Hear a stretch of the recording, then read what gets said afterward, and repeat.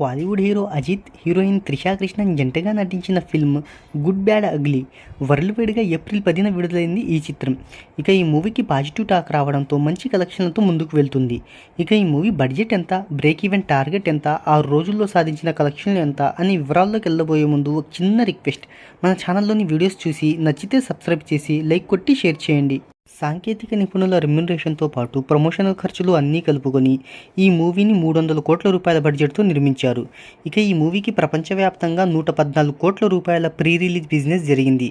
ఈ చిత్రం లాభాల్లోకి రావాలి అంటే 115 కోట్ల రూపాయల షేర్, 230 కోట్ల రూపాయల గ్రాస్ వసూలను రాబట్టాలి.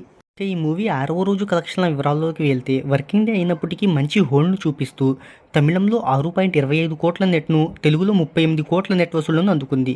ఇక మొత్తంగా 6వ రోజు ఇండియాలో 6.63 కోట్ల నెట్ను అందుకుంది. ఇక 6 రోజుల్లో ఈ చిత్రం టోటల్గా 107.93 కోట్ల నెట్ను, 180 కోట్ల గ్రాస్ను రాబట్టింది. సో వర్కింగ్ డే అయినప్పటికీ మంచి కలెక్షన్లతో ముందుకు వెళ్తుందని చెప్పుకోవచ్చు ఈ చిత్రం.